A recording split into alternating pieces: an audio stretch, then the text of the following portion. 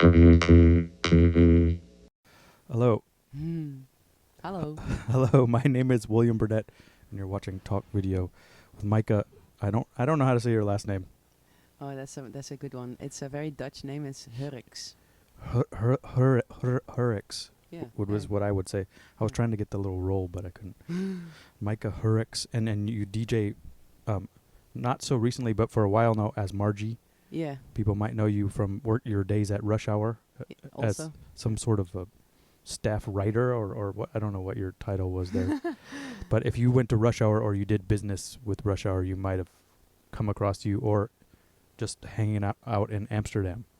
Yeah. So That's a good. welcome to the show. It's called Talk Video. I'm the host, and we're supposed to talk about music stuff. You said you watched some of them. Thanks for having me. Yeah, no problem. We don't have to be very formal. Don't worry. And also too, like the other thing too, I was trying to do is, I've been watching more of them recently. When I have to like watch it when I edit it, and I've realized that sometimes I get really boring, and I like, so what was your first? Like I get into this whole background thing, and it always ends up that the parts that are more interesting are the parts where you just like are having a conversation about whatever. Oh yeah. But sometimes it's hard to get into that moment, you know what I mean? But We have to start somewhere, I guess. yeah, I don't know. But I mean, so basically is I've been trying to have, music guests on here, and you're a music person. Are you a musician at all? Or is that Oh yeah, that's a good question. Well, I'm not. I don't think I'm a musician, but yes, I played an instrument for a long time when I was a kid. what instrument? Violin. You played the violin. Yes. So that means you can also play the recorder. What do you mean by playing the recorder? This one. Like it's like a plastic thing. Oh. Don't they also teach you that when you learn the violin? No. Oh, I thought you always learn like two instruments. Yeah, basically, when you do the first year of like general education in music, when you're really young, like 7 years old or something, or Yeah. 8, then you also learn to play the most common instrument is like the wooden flute. Yeah, that's the recorder here. That's what I'm talking about. Ah, okay, there you go. Sorry. So no, it's no, but I just want to see if it's like a universal thing. Yeah, maybe it is. It's like a really easy. You just hold the thumb hole, and then you make the notes with your fingers. Yeah, It's super and then easy. like the Yeah. whole class plays the same really Yeah. bad song, Yeah. and it sounds all crappy. So you play that in the violin starting at a young age, and you grew up in what, Utrecht or so? I don't know where. No, I grew up basically I was born in Eindhoven, In Eindhoven. city of Philips Electronics, basically. So it's like a technical city. This is the Netherlands, Netherlands. and so that's like, so that is there. Is it also kind of a university town also, or no, not really? Yeah, technical university. Technical university and That's it. Phil- And then a lot of like applied sciences, like nursery and blah blah blah. and Philips is, they always say they like invented the CD player or something, or what is it? Well, the CD player was developed in Eindhoven, but in collaboration with Sony. Oh, okay. So that's how everybody knows Eindhoven. I'm gonna say Eindhoven because I'm American. Eindhoven, yeah. Sorry, it's hard. It's hard. It's hard for me. No, don't worry. So if I'm there, I can imitate people and do it. But when I'm here, it's hard for me to. So growing up in the Netherlands, it's a pretty like a mellow place, I guess, right? It's just like pretty Well, yeah, easy childhood. this is for sure, definitely. Like you're not really. It's not very challenging. I was not very like it's like I grew up in a suburban village of Eindhoven, which is like a concrete extension of the Eindhoven landscape, which is extremely boring. And then I grew up basically. My both parents were like working. I have a sister, and Yeah. it was all kind of like continuous situation, to be honest. And you're the older sister, or Yeah, I have an older sister, 3 years older. so that's like me. I have an older sister, 3 Oh, years yeah? older, also. Oh, wow. And my parents are still married and normal also. Yeah, my parents too. Yeah, Married. so we're like middle class people who had disposable income to buy records. Yeah, pretty much. Yeah, like you could have a little job and your parents would give you $10 or whatever, and you could buy one CD a month or something. Yeah, we had like this in Eindhoven. We had this this record place where you could rent CDs, So and it's the like guy who was buying the CDs had an extraordinary good taste. so wow. So when is that? That's the first. So it's like, I mean, I've heard of like a VHS rental place, It's a similar thing, but then for CDs. and they only had CDs. Yes, And what year is this? Like 1989. 1995, 1999. Oh, weird. 1995 to 1999. So that's post grunge. Definitely post grunge. So it's like Aphex Twin era or some IDM. What's Twin. going Yeah, on? for sure Aphex Twin, but for me more like Wu-Tang, post Wu-Tang. Post Wu-Tang, so like late golden era hip hop. Golden era hip hop. Yeah, basically the golden era was like late 80s, right? The first golden era of hip hop, and then the second wave was like from Wu-Tang onwards and rockers and stuff like that. There's a new term I just heard for rap called like bim bap, bing bap. I don't know. I can't even remember the name now, but I've been trying to learn more about rap music, and someone called Like contemporary stuff. no, like one era was called like bing bap or so. I can't. Boom bap. Boom bap. Is that right? Yeah, boom bap. And Yeah. then there's got backpackers boom bap. Yeah, and I was like, what is that? You know, I was like, I thought I knew about music, but I guess not. Basically, boom bap is what the drum programming does, isn't it? Boom bap. Like boom, boom bap. Yeah. Okay. All right. And is that era? Yeah, it's post Wu-Tang basically. Post Wu-Tang. So Yeah. boom bap era rap. Because previously it was more like breakbeat oriented. Or I like think. sample heavy or something. Yeah, it's still sample heavy, Oh. but then the drum programming is basically more stripped down and So stripped to boom and bap basically. so you were into hip hop Yes. big time. Yeah. But from what age? Like from early on? Like from primary school. Like, and that starting with what? Like, Well, basically, I couldn't choose between. This is so embarrassing. the Beastie Boys and Vanilla Ice. No, I wish. Between like R&B music and Guns N' Roses or something. When I Yeah, was but like that's fine. Guns N' Roses is good. It's like Appetite for Destruction, the two It's a CDs. great record. So is Lies. Use Your Illusion, I was kind of on. That was where they lost me. And between that and what? Oh yeah, so basically like things like Brandy and stuff. And then there was this CD, this SWV album, Yeah. and it included this one track called Black Pudding, Yeah, yeah, and that was kind of a rap track. yeah. And I wasn't really, I mean, I knew Salt and Pepper, sure, but that was more like a pop rap thing, so I couldn't really affiliate in the same way as the Black Pudding track. And then I was like, whoa, But this is that's cool. is that Atlanta?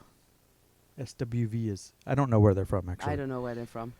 I've been finding those records lately at the thing, and those are like the most fresh sounding things. At Yeah, like yeah, I love it all still. this R&B stuff. Yeah.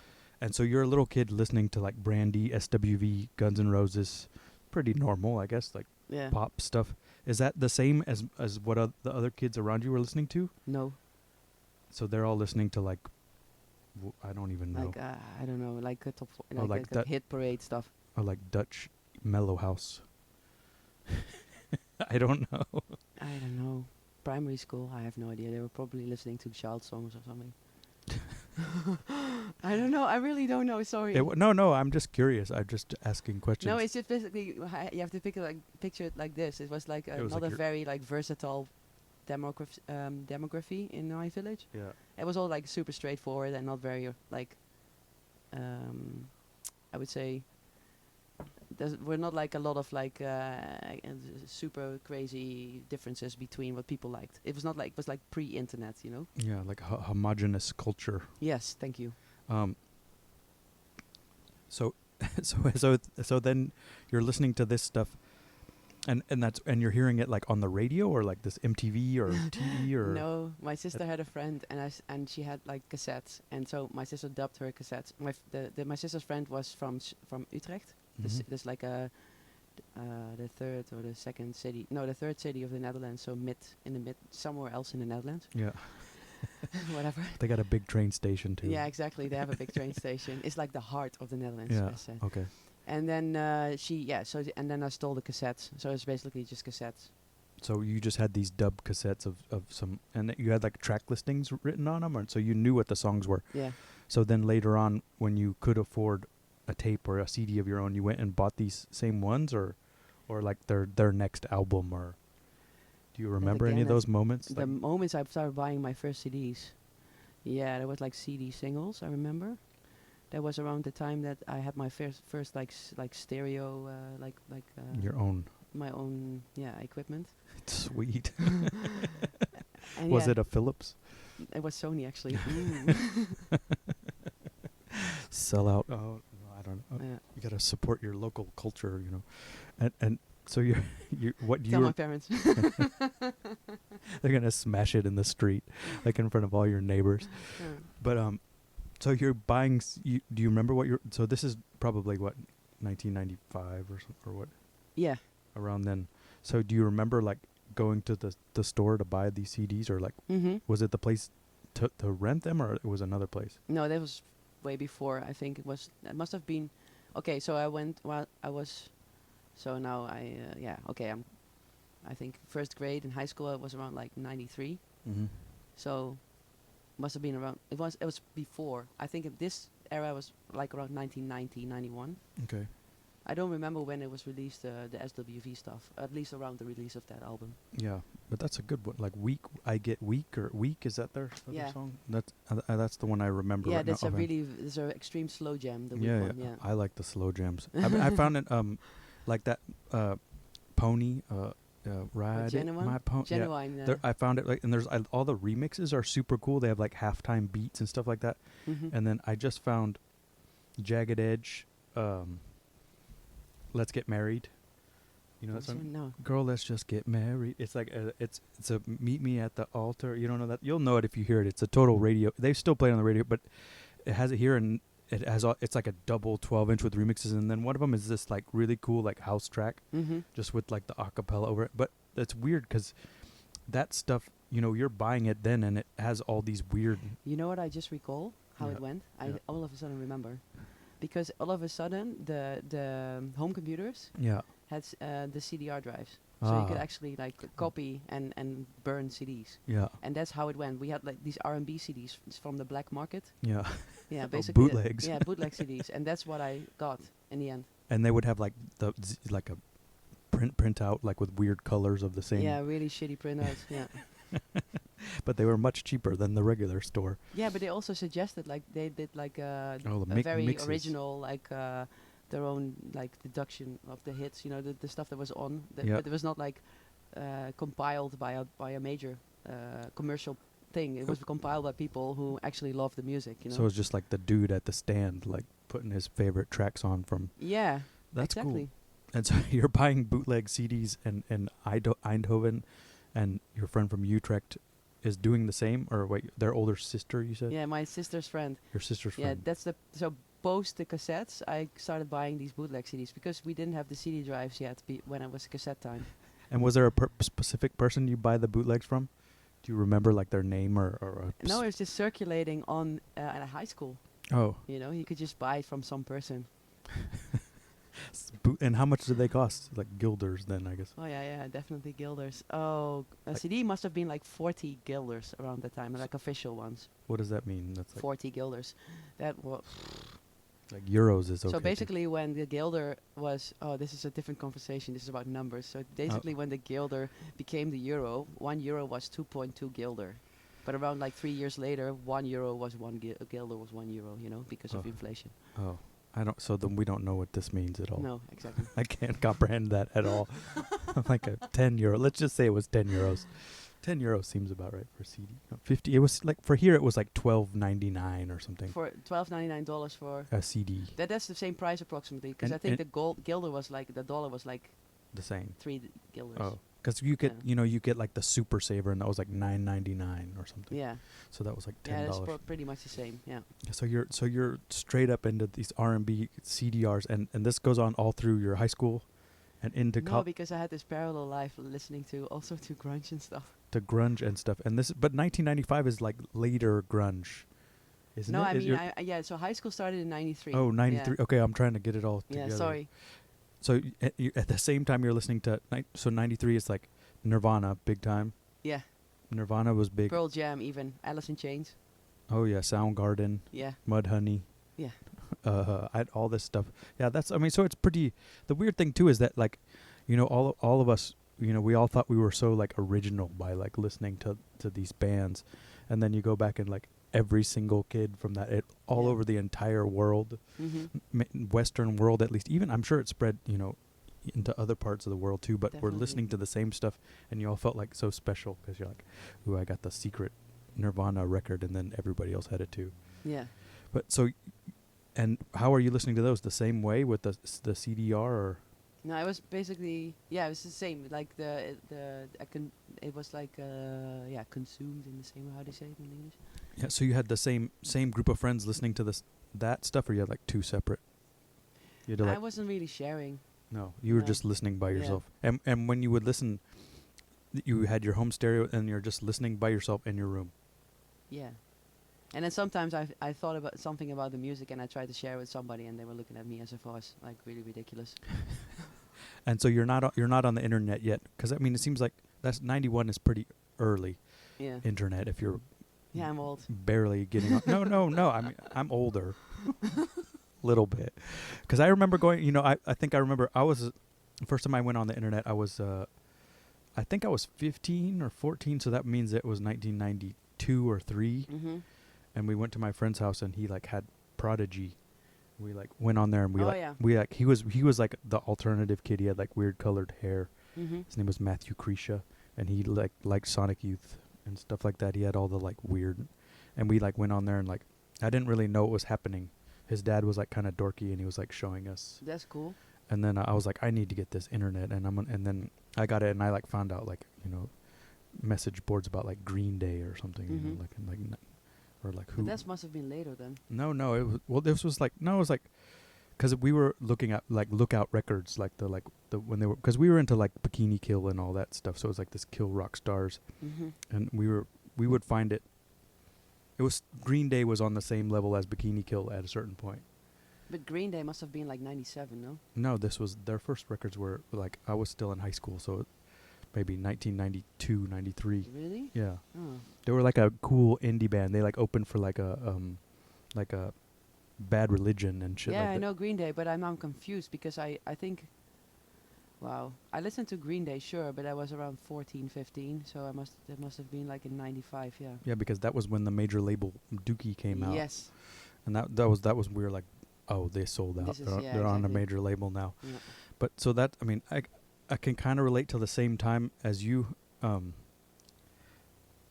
with that stuff, but I didn't. I guess everybody liked that R&B stuff, right? Or you just heard it. I don't know. The 90s in the Netherlands was basically Euro house. Yeah. It's like and like gabber, like like happy hardcore it was called. Ugh, God. And then they had like songs with 180 BPM songs with a singer going, "Have you ever been mellow?" That kind of stuff. God. No, that sounds miserable. Yeah. But I mean, I interviewed some other Dutch people and I learned about mellow house. That's something else. Oh, that's and so that is. We're not gonna get into that. Oh, okay. But so that's also terrible. So you were being alternative. You were not normal by listening to this music, because in the States, that stuff is like totally like Normal. Yeah. No, but I think where I'm from, like people weren't like extremely, like the general people. Maybe I can't say that, but to me, my impression is that the people are generally not extremely cultured. Sorry. Well, that's everywhere, I think. Yeah, I'm just trying to be factual. But I know I'm just trying to get a picture of your background and like how you came to be here at this moment. No, I don't. There's not really necessarily even a point to this. I'm just trying to learn stuff, Yeah, the interesting jump is Napster, of course. Yeah, and when do you remember when that happened? Yeah, that was in 99. Yeah. 98, like Napster got launched in like 98. So by then you were just finishing high school. I was in university. Well, my schooling situation is also a bit weird, so because I didn't finish a few high schools. Mm-hmm. But then I ended up doing graphic design. No, it was still, I don't remember, man. It's okay. So I was doing graphic design for sure, because I was sharing this apartment with this girl, and with her I discovered Napster. So you moved out from your parents' house by then. Yeah. So you're on your own. You're at some sort of school. Yeah. Somewhere, also in Eindhoven. No, that was like in a super small. That was actually one of the craziest periods ever, because there was like this special style of the certain directions in like graphic design on a. And they were educated in a super small village in the middle of my county. What village is that? Boxtel. Boxtel. And the school is called St. Lucas. So the Dutch listeners will definitely be they will Sweet. know. So so the thing was that like you started this school around 16. Yeah. So imagine that like all people from all sorts of people from everywhere in the Netherlands started living on their own at 16, and there was no. It was not like how do you say it, like a campus or something. It was more like it was just like private, you know. Yeah. You just rented a room somewhere. But it's the Netherlands, so it's like perfectly safe. Yeah. Oh, safe. It's always safe. Yeah. But I mean, it's crazy. Yeah. It's like outrageous teenagers going wild at 16. I bet. And also too that it seems also interesting that you're studying graphic design, but this is early computers with graphic design. Yeah. You're probably the first. I had the zip drive. Yeah, like a Yeah. Jazz drive after that too, and you had like your Mac G3 or Yeah, something. they call it Macs. It was like the Mac. the What was Aqua it one. called again? The It was iMac? No. They had the one before that was a G3 Tower. Yeah, thank you. Yeah. That's the one. I still have mine for some Yeah? reason. It's got a zip, and it came with a zip drive. Alright. On- I had in the like front. a zip drive plug-in thing. Like, But then, so you're studying that in school. Do you remember any of that? Is that useful to this day? Do they even have just Photoshop start yet? I had Photoshop. Oh, rendering was like a pain in the Yeah. ass. Oh my Anytime you did God. anything, you just wait. No. my MB RAM was like 400 or something. Yeah, I don't. Whereas today it's like 3 gigabytes or 4 or even more. But then, so you're doing. Or more, I so don't know. you're on computers a lot now. Yeah. This is like the start of the decline of civilization. Yeah. It's the start of Second Life. Yeah. This the what's it called, the singularity. That's where it Mhm, began. Yes. You and Photoshop and Napster, or Yeah, you didn't and use yeah. LimeWire, which one? No, LimeWire is post Napster. Okay, so you were Napster first, and do you remember like the first time you said you were with your roommate, and you went on and you're like, okay, how did you hear about it? Or It was like, dude, I type in Das Effects and I get all the albums just at once. Ding. Wow. That was it, all the time. We were Yeah. like downloading. and you just fill up you just burn CDs and Yeah. fill up your hard drive. Yeah. And it was crazy. I mean, I remember that. I wasn't super heavy on it. It took me a little while because I lived that part period. I was in San Francisco and I was just skateboarding. I didn't even have a computer. I had dropped out of college and I was just buying records. And then when I moved to New York in '99, I got like somebody down the hall was like a web dude, and he gave us like a super fast internet connection, and I was just like, whoa.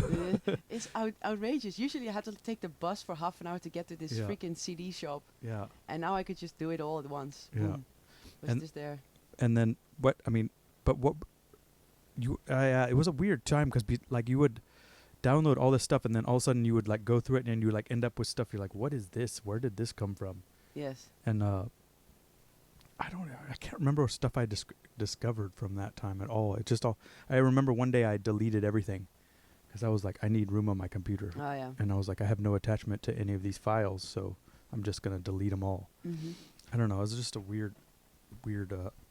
So you're at school, and this begins your obsession with, or this is your second phase of music obsession, or Yeah, basically when I discovered that you like from a intensity perspective, I think you can basically pretty much merge rock music with or punk music with R&B, and then you got this thing called hip hop. When Yeah. you're 15 years old, it's pretty much the case. yeah, And so then I got into this genre, and in the 90s in Europe, I don't know if it was the same here, but probably I think so. Yeah, here it was more like locally organized rather than like taste organized. But in the Netherlands, you really had like rockers and hip hop people, yeah, and they were all like parallel worlds happening at the same schools.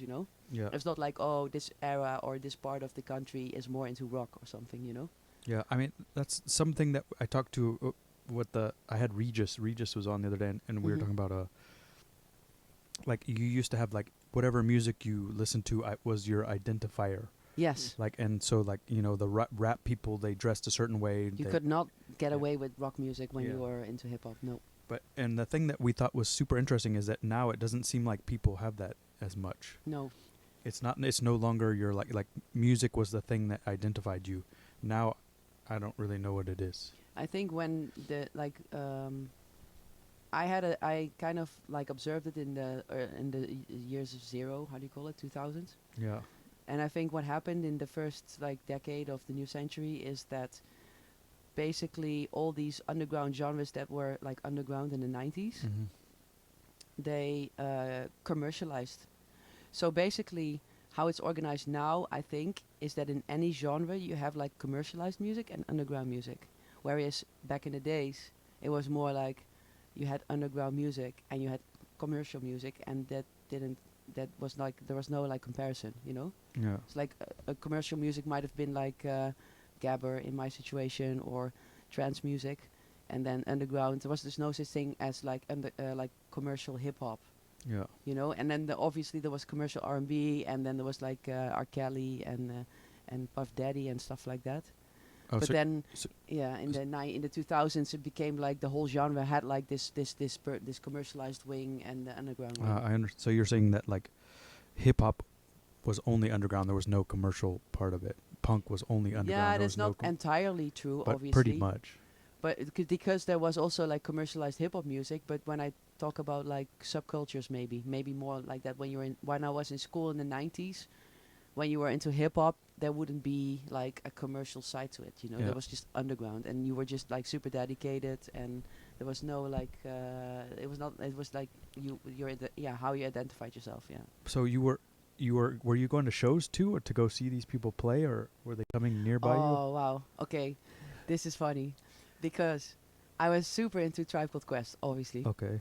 And then they were going to perform in the Netherlands. And I think I might have been like 15 years old or something. So my mom wouldn't let me go out or anything. And then I was finally allowed to go to a concert. And then they canceled the show. Oh. And we had to wait for the source, you know. So basically, when the source came out, it would report like the source reported that they were that they were breaking up. So basically, it was like this: if the concert got cancelled, then they would have broken up, and if the concert would have so basically they canceled the concert, so they broke up. Oh. And then we were really depressed. Jeez. I saw Tribe Called Quest. I don't remember. Did they play Lollapalooza? I can't remember. I think I saw them a couple times. I have a weird. That's the thing, is like I really like it, but then at a certain part, when I was in Austin going to college, my university, every single party you would go to, you would like hear that record, and so it started to bum me out. Oh yeah, it sure. It was like overplayed, but now I can revisit it and still Which appreciate. record was it? Like Can I Kick It or something? It was not the Bonita Applebum one, but the one after that. Who's got the ball? Oh, that's the first album. Not the second one. I think it's Oh. the second album. Midnight Marauders. Yeah. So that's which one was it again? Bonita Applebum. isn't that the first one? World War Tour. So I can't pronounce anymore. I can't remember names either. So don't worry. We're on the World War Tour. Yeah, me and Marlon, my man. Yeah, Ladies every yeah, place with the mic my- in hand. yeah. Yeah, one. Yeah, I remember all the words too. I saw. I mean, I watch all these stupid podcasts too. I watch podcasts too, Yeah.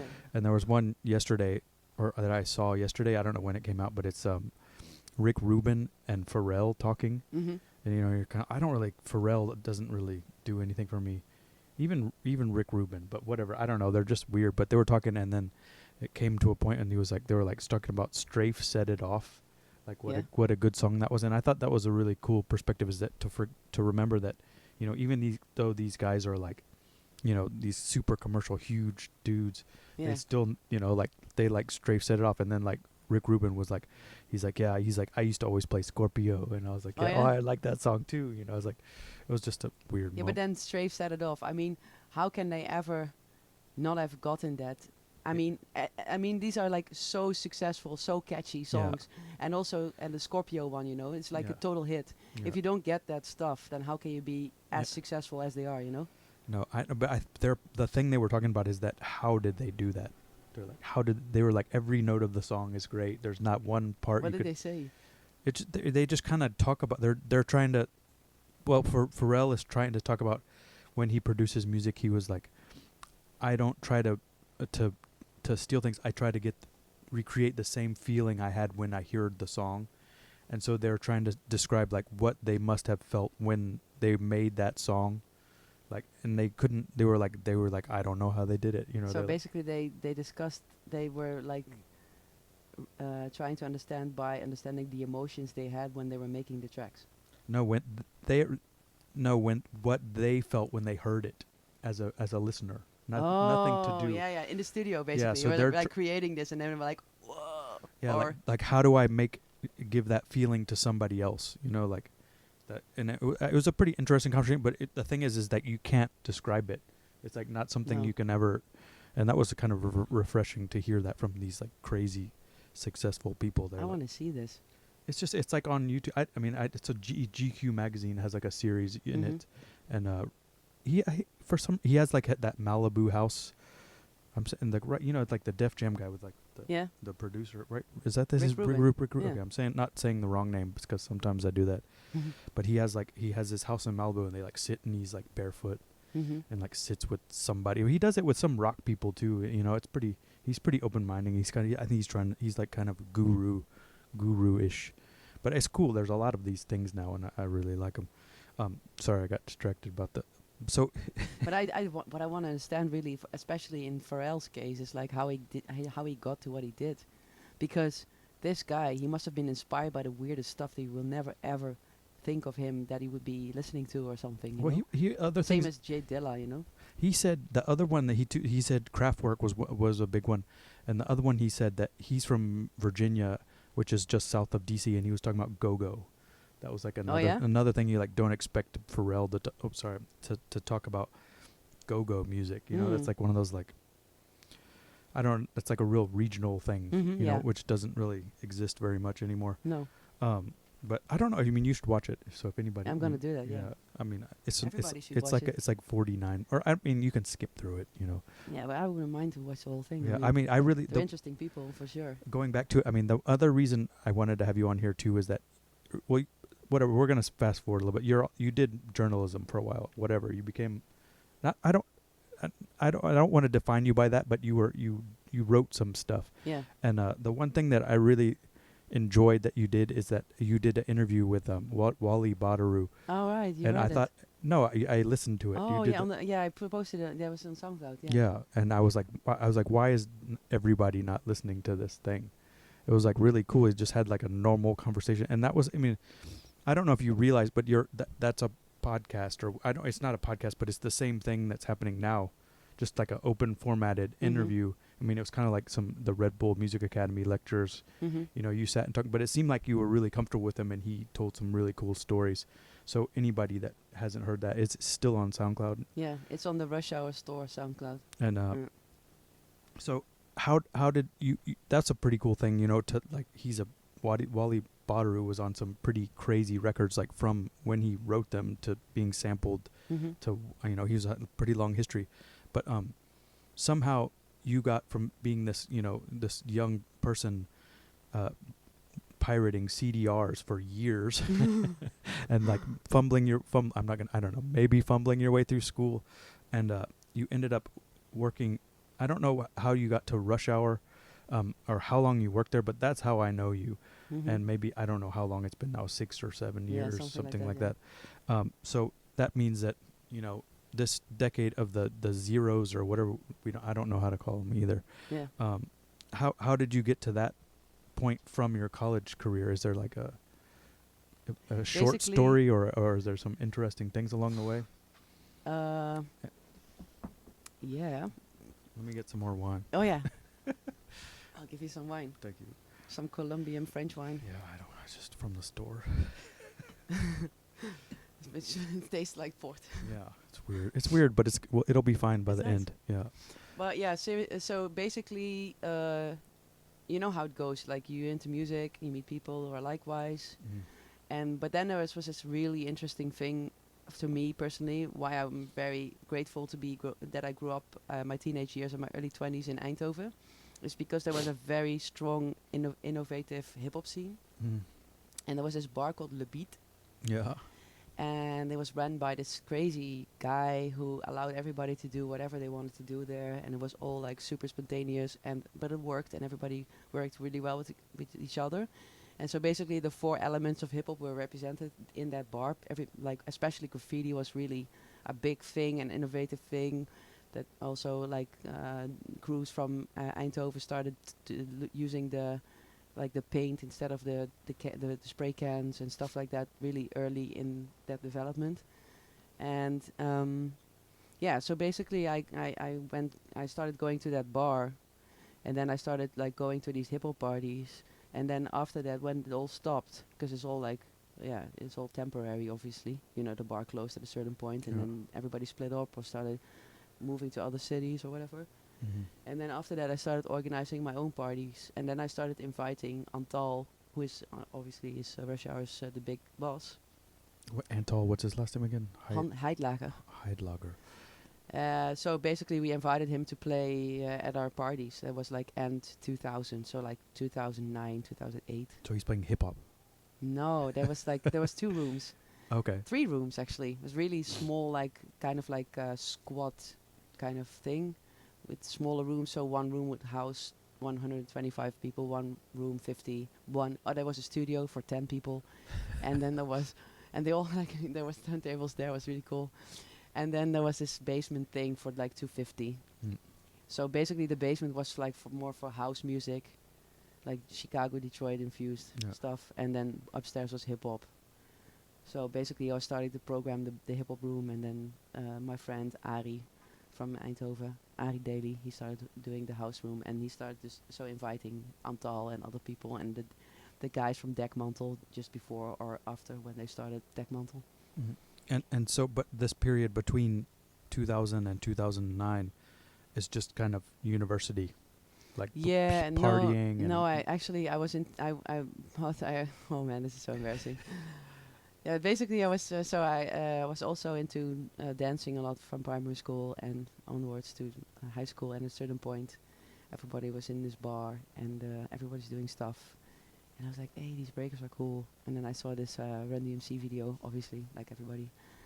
And then we started forming this crew in my super silly suburban village.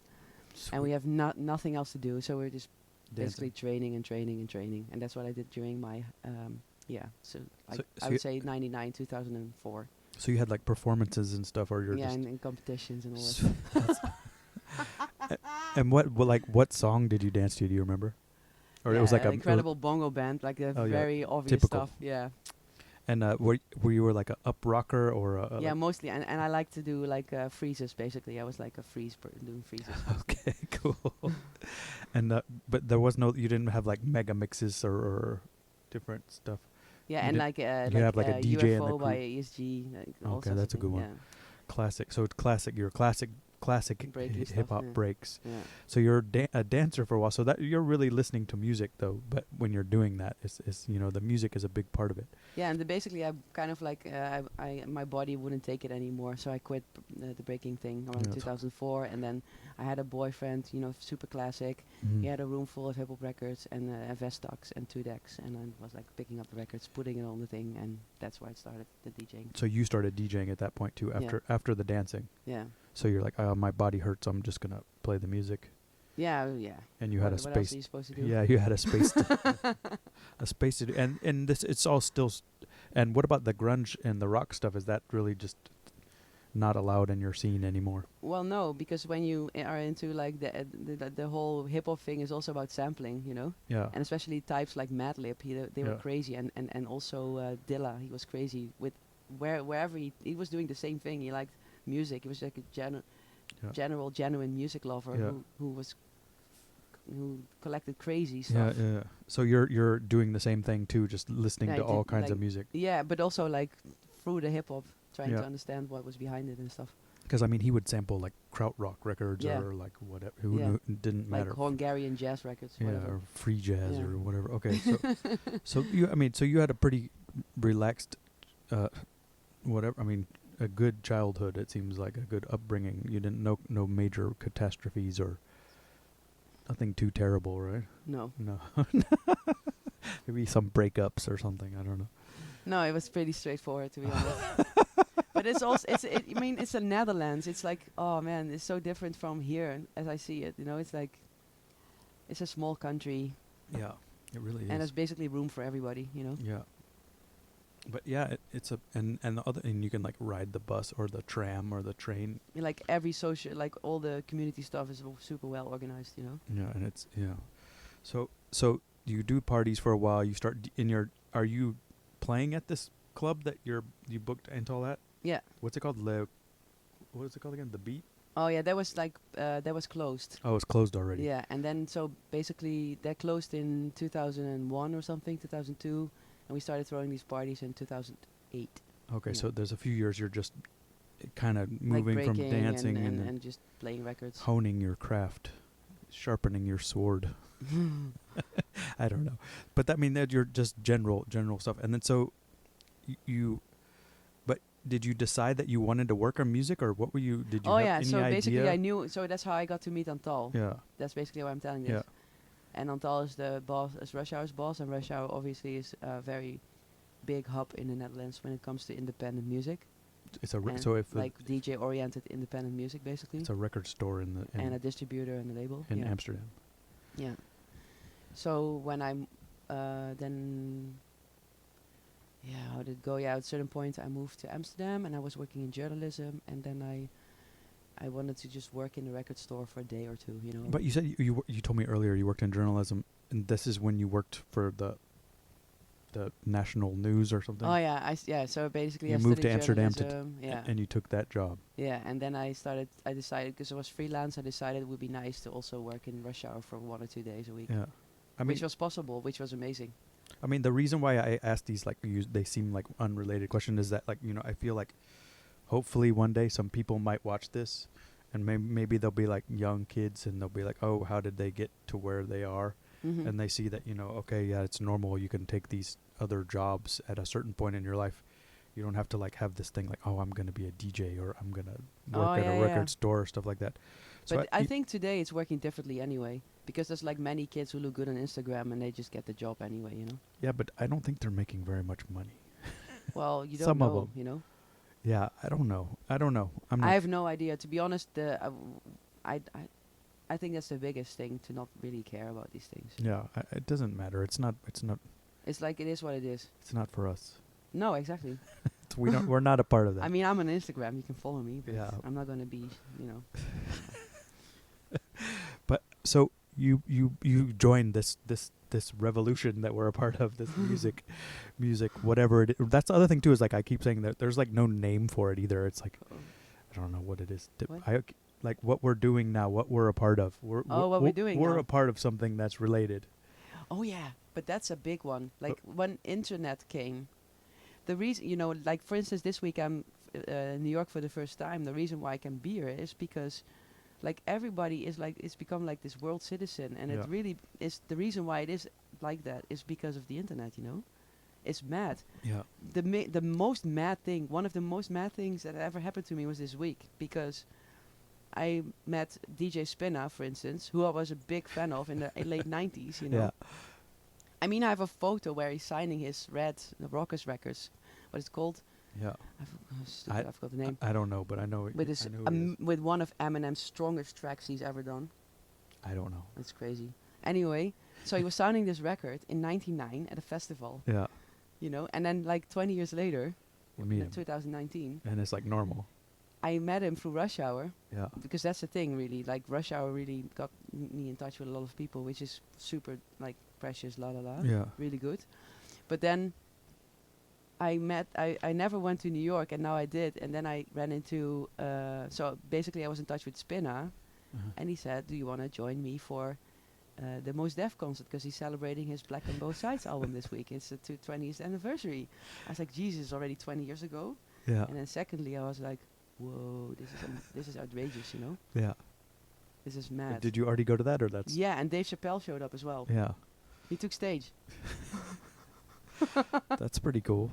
Yeah. Yeah, I mean, New York is a pretty special place. Yes. So, I mean, that's the thing, things like that can happen here. Mm-hmm. And it's and it also feels really normal. You feel like, Yeah, well, to me it's no, but I mean, but in a way you don't, I guess you're just when you're there, you're just enjoying it. It's not I don't know. I don't know how to describe it, but it's a nice place to live or visit or whatever. It's something, all those people are probably really chill, normal people, and they're very humble, and they invite people that are from different places, and they want to share what it's like. So it's a pretty... Yeah, but that's also why I'm here now. It's also because of Yeah. Because what we do, we connect through the internet as well. You know, Yeah. it's quite a it's something that wouldn't have been the same in the 90s. Yeah. I mean, you talk to other. Maybe did it? Was it the same in the 90s? No, I mean, I didn't. The first time I used to always go to Barcelona. That was where I would go in the late '90s, and that was because I knew an American that lived there.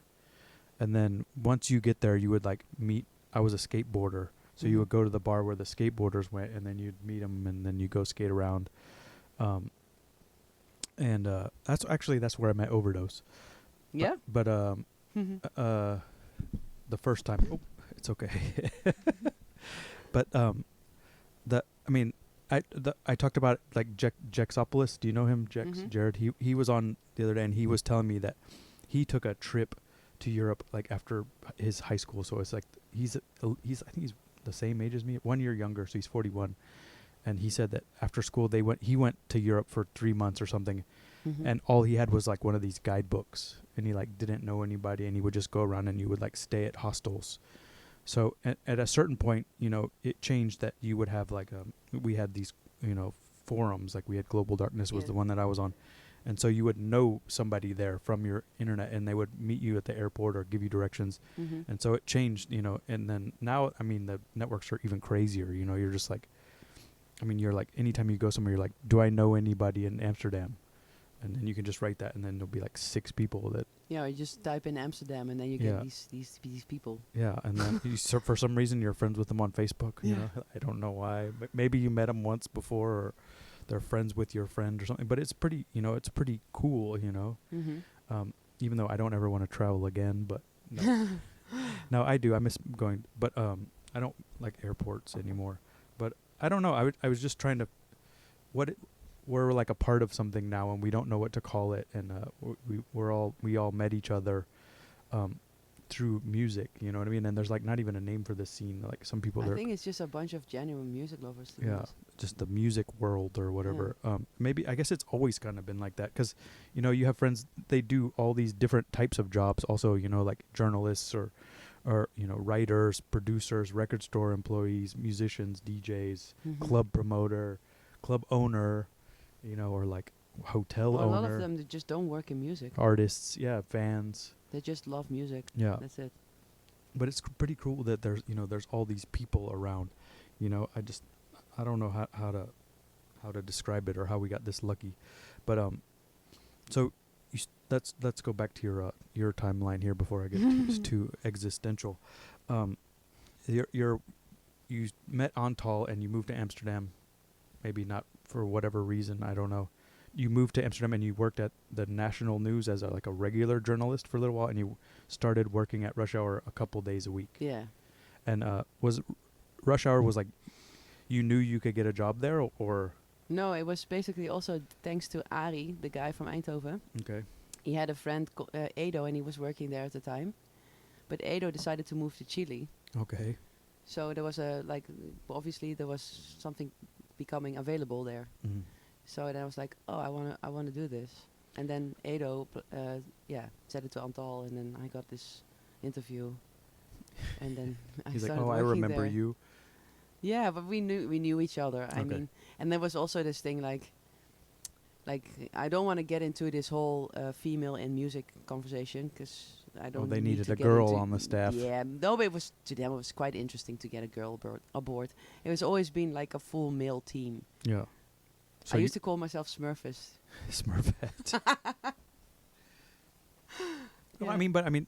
I think it's okay to talk about that stuff. I mean, it's a real thing. Like, they realize, we need a woman here.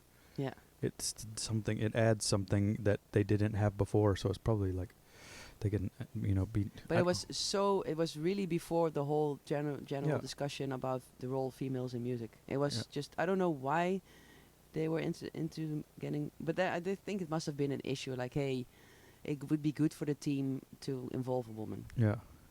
I think I think people have been aware of it for a long time. It just wasn't like spoken about it the same way. Because I mean, we had this, like, I have my little radio show on the lot, and there's like a chat room there, and I always talk with the people in the chat, and like some of them, they were talking about how they worked in a record store we started talking about, and they were like talking about how they were the woman that worked in the record store and they were treated really bad, and then it started making me think. And then I was thinking, growing up, there was always a woman that worked in the record stores that we went to, like the indie store. There was always like a couple girls that worked there. So I didn't ever realize it was an issue.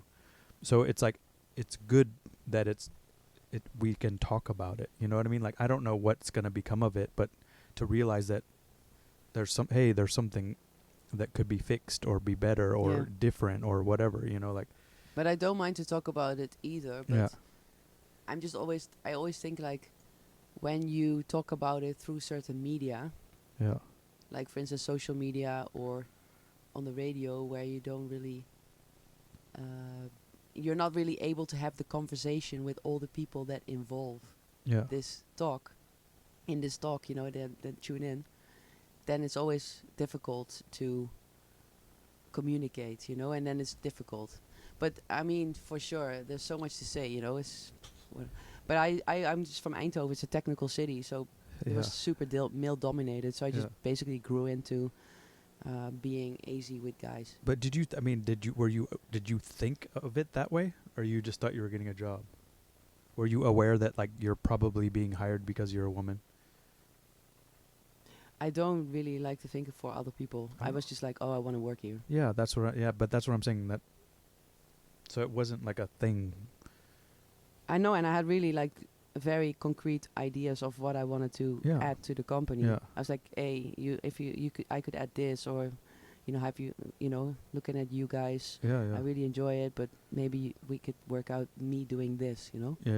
I don't know. Yeah, no, like I mean, I just it's a weird subject, you know. Like the other thing too, that it's not I'm not allowed to talk about it. I'm not a woman. And you are allowed to talk about here. No, there we go. This is but wrong. no, I know, but that is weird to me, that you feel like you can express your opinion. Yeah. Like you're going to be attacked for saying what you think, and you're not allowed to like. And that, I feel like that's a way that you learn, is like you say what you think, and then someone else is like, no, you're wrong, or yes, I agree, or you know, and that's how you learn. And it's a weird time now that you're afraid to speak your opinion. You know, like because like to me, it's like obvious that they're doing that because they need a woman, but whether or not they're doing it for some awful reason or not is, you know, it's kind of it doesn't matter. I don't know. It's like a. No, but it's also, I think the whole communication thing is also due to the way we communicate. Yeah. Like sometimes the mechanics behind communication can overshadow the content of it, you know. Yeah. It's like like for instance this conversation that about like Nina Kravitz having cornrows. I mean, it's so easy to bully on the internet, you know. Yeah. And I mean, I don't approve or disapprove. I'm just saying that if the discussion takes place on the internet through the existing communication channels such as Instagram and stuff like that, it's never going to be an open. It will never have the mechanic to be an open communicative and. Like there's an opportunity for people to learn something, and instead it's just an argument. Yeah, because of how the communication is organized, you know. Yeah, it's I don't know. I mean, it's not good. No, none of it is good. I mean, the one thing is I read there was Mike Tyson had like some tweet, or I don't know what he was like some quote. He's like the internet. I wish I knew the exact quote, but it's like something like the internet is bad because people are not afraid of being punched in the face for what they said. You know, it's like he thought that, you know, like normally you would say, if you said something rude to somebody, you would be afraid that they were going to hit you, you know what I mean? And it's like we lost that, you know, like, and he thinks it's like a bad thing. That's what happens with trolls. They're anonymous. Yeah. So it's like, I don't know. It's a hard subject, you know, you like, and then you have to watch what you say, you know, like. But I'm convinced that if you like rent out a room, like a big gym or something, and you just invite these people to have a conversation.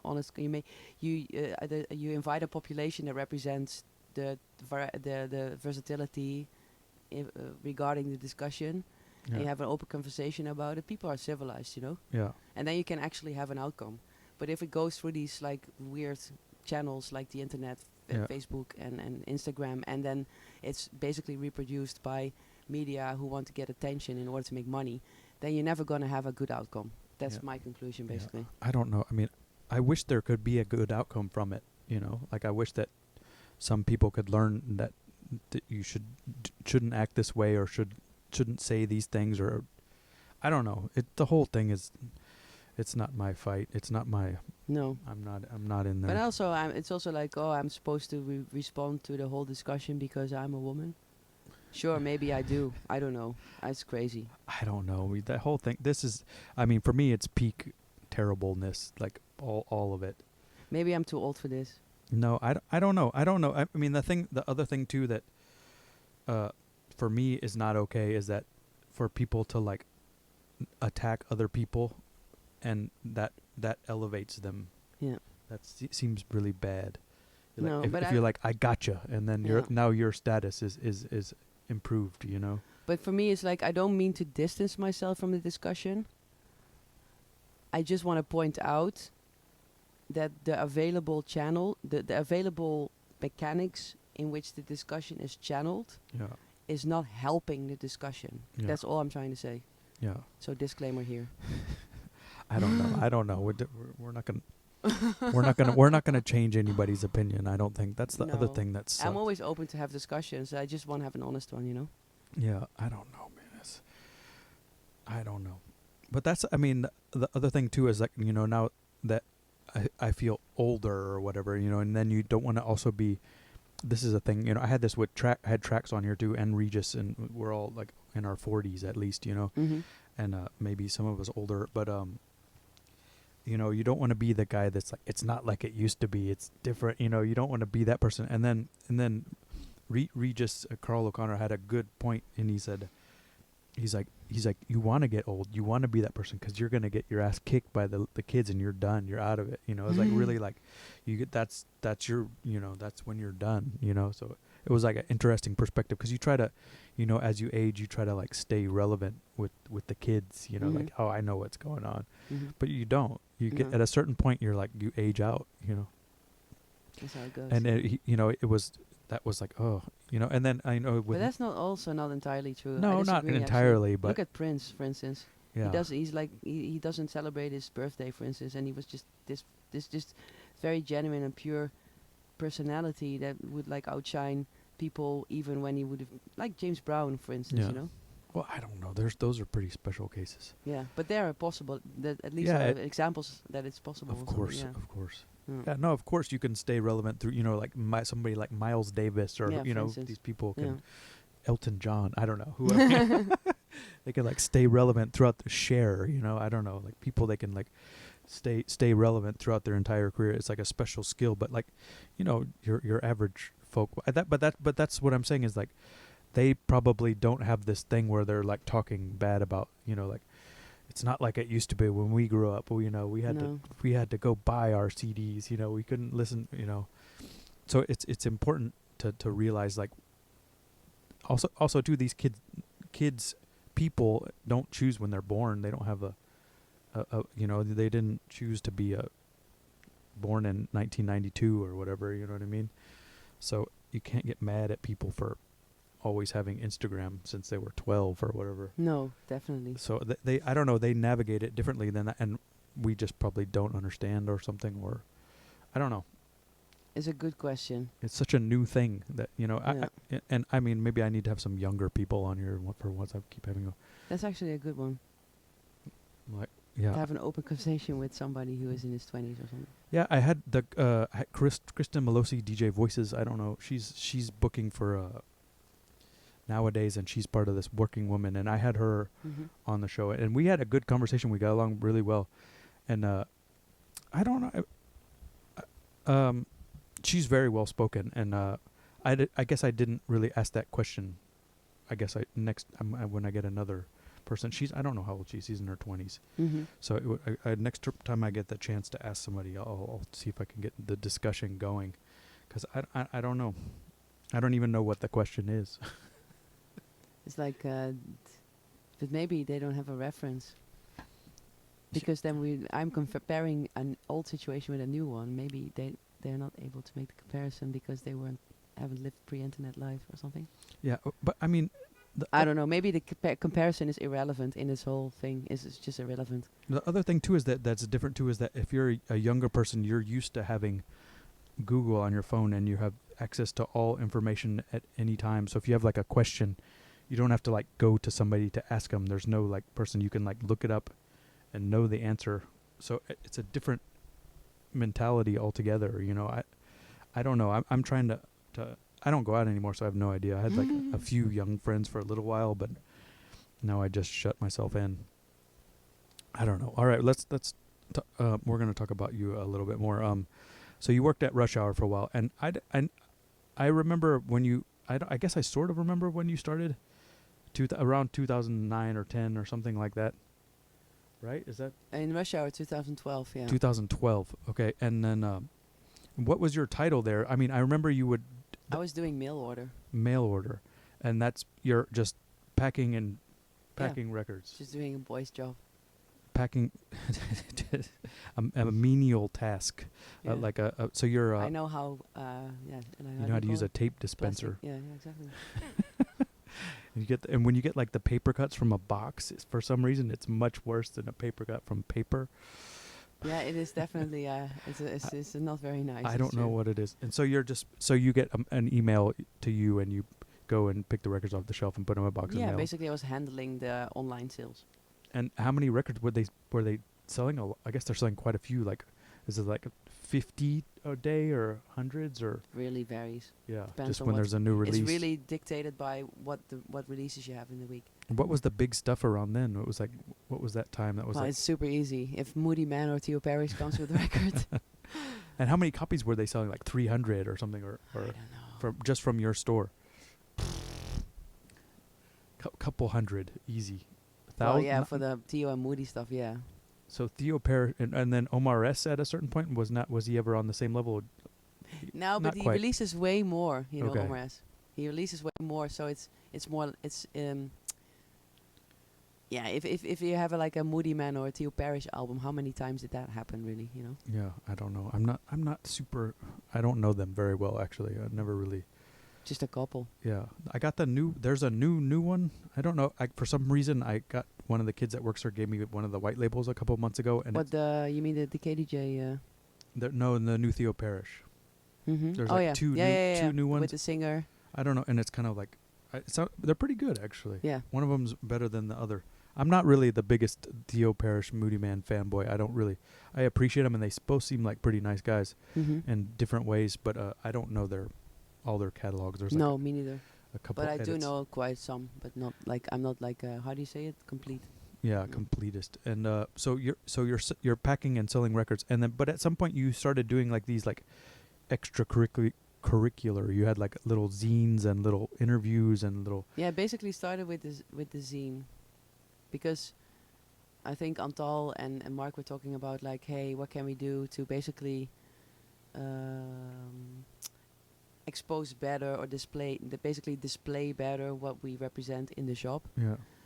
And through distribution, and then they thought it would be nice to have like a zine also, because around the time when we started this, that was 7 years ago, everything like was, all the paper stuff basically stopped. Yeah. So we were like, okay, we're already distributing records, so why don't we just make a little zine and we just distribute it along with the stuff. And you just stick a zine in every box. Yeah, and then it just ends up at record shops, which is perfect. Yeah. And this Rush Hour, this is like pre-Deck Mantle. No, it's like 7 years ago. So right before, but before that was like a huge thing. Because that kind of defines the Amsterdam thing now. Like I guess, because for me, I would think of the Netherlands, I would think of Clone, like all throughout the 2000s, and then at a certain point, Rush Hour kind of became cooler or something. Maybe like when like Hooney started being more involved around there, and I don't know who else, but there was a bunch of people, and I guess Deck Mantle was a part of that too. But at a certain point, the shift for me as an outsider went from, like Rotterdam, The Hague, like Clone and Bunker, to Rush Hour and whatever was going on. Was that apparent in the Netherlands, or is that just an outsider perspective? That could be an outsider perspective, because I think, generally speaking, No, I don't. I basically like Clone has a very strong artistic outcome. You know, they Yeah. are very distinguished in what they represent. Mm-hmm. But for a little while, Rush Hour had that too. You know, for a little while. I mean, Aardvark and the whole Beat Dimensions thing with Cinnamon. Yeah. That was also like these were. I don't I think. wouldn't say parallel worlds because the stuff in at Bunker was like is like a longer. Yeah. Is this longer? Because I don't think like Aardvark and that stuff didn't cross over to the U.S. like at all. No, you're right. I think obviously the West Coast sound is I think is the most the strongest outcome. Yeah, for But sure. I guess Lego Walt did do stuff did like the Nacho Patrol or something like that. Mm-hmm. He started going and doing some stuff for Rush Hour. I guess it just. But what happened? It seems like that was around the same time that you started working there. Nacho Patrol stuff. No, not that, but like the whole. For me, that Rush Hour became like cooler or had a higher profile. Yeah, basically, also after. Let me think. Like after a year or 2 years, I started doing more like the writing stuff and Yeah. like the displaying Rush Hour better, basically stuff. Yeah. So maybe that probably helped, you know.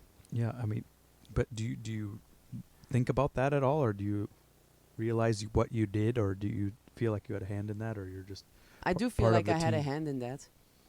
Sure, I put in the labor for sure. Yeah. So you're I mean, because that's what I'm thinking. Like, you have this kind of shitty job as packing records. Like, it sucks, Or I mean, it's fine. I don't mind. I did it that only much. for like 1.5 years, and then I switched to Yeah. doing full like writing and Media. and like PR stuff. But Yeah. that seems like to me that's when there was a big change. I mean, I don't know if you Yeah. realized that Yeah, definitely. it was like significant and it had like much more of a profile. And I guess it's also at the same time as, MySpace had kind of ended and it was full on Facebook. Instagram was Yeah. starting, For Twitter. especially Facebook. Yeah. Yeah. So Facebook was huge, and so I mean that was when music industry was also making a big shift toward being, instead of being like record shop mailing list oriented, it became more social media thing, and it seemed like Rush Hour did a pretty good job, and it seems like you had a hand in that. What I mean, besides doing the zine and stuff, what other things were you doing? Just Basically, when I was mostly like working for like in collab of no, I was working aside until I was basically working directly with Antal, and then was mostly like label stuff and like using like the opportunity of doing events abroad, for instance, to explain more about the label and about like the store and and also with the in stores, yeah. and then writing the liner notes or liner notes, mostly like release texts for the releases, like making sure that the releases get like more PR stuff, like media attention and stuff, the usual. So you're contacting, so you're having artist relations by having artists come play in the shop and doing like in-store things, and then you're also contacting journalists and writers. Yeah, basically like when Antal is doing the label, the A&Ring, and then he attracts or works together or is friends with certain artists that was like Rush Hour family. So you would talk to them. Yeah, basically. So then there's 3 things: there's the label, the shop, and the distribution. And then when you, for instance, do something in the shop or do something with the label, it affects distribution too, Yeah. So it affects the whole company. And then at a certain point, obviously they were celebrating that was the 20th anniversary, which was in 2018. Mm-hmm. And then we did a lot of events abroad in collaboration with like promoters and stuff, and that was really well received because that was also the time that Hooney and Antal were like DJing started to really blow up, I would say. Yeah. Crazy. Yeah. No, I mean, so it's just interesting to me that these are like little details, that that sometimes people forget. Like when you're running a label, you like think you can just like press up a record and it can be you can press up a good record Mm-hmm. and it still won't sell unless you do these other little things that people forget about sometimes. I mean, you can still sell a good record no matter what, but quality is not always necessarily yeah, for the extroverted. It's sometimes mostly actually for the introverted. yeah, You know. yeah. So that's the challenge. I mean, I that would say. but the thing that's funny is that just now this brings up a Christian McDonald quote that he told me, is that Christian is the other former Yeah, it's like partner, the co-creator of Rush Hour, and yeah. he told me one time that mediocrity sells, and that was like to really like, I was like, oh man, that's so depressing. He told But me it's also so easy to explain why that is, you know. yeah, I guess I mean, it's like lowest you have a common reggae denominator. record by a band, and then they started building sound systems, and then they were like, "Shit, this music doesn't really work on a sound system. We have to strip it down. We just need like three layers and Yeah, simplicity, and that works because it's more intense, you know. yeah. That's where it starts, basically, you know. I don't know. I think that's it. I don't know. It was a for me, it was like a quote. You know, like people tell you things sometimes, and this one kind of stuck with me. I like keep returning to it. You know, like you like have this whole. But what did he mean by it? Because he's working for Russia, he's not like. He wasn't working for Rush You- Hour anymore. Oh, but I mean, he's not really selling shit records. You know what I mean? No, he was. I don't remember exactly the context, but it's like something that if I'm like, He represents good music. still. yeah, coming up with an idea, like this is what I want to do. I want to release this. And then I'm like, but I think to myself, oh, that's not going to sell. And then it always comes back. I just have that quote in my head, mediocrity sells. And it's like, oh, But that's not true. We were just talking about Yeah. Pharrell Williams, you know? yeah. Come on, man. But Have he's- you ever listened to Keely's Milkshake track, Instrumental? I like that That's song. the most psychedelic Yeah. record I heard in the 90s, to be honest. But see, I wouldn't associate that I with mean, him. most, I mean, it's an exaggeration. But No, yeah, yeah. It's pretty It's freaked pretty out, yeah, freaky. I yeah. guess you're right. I have never really took a deep dive into Pharrell Williams productions. And Timbaland.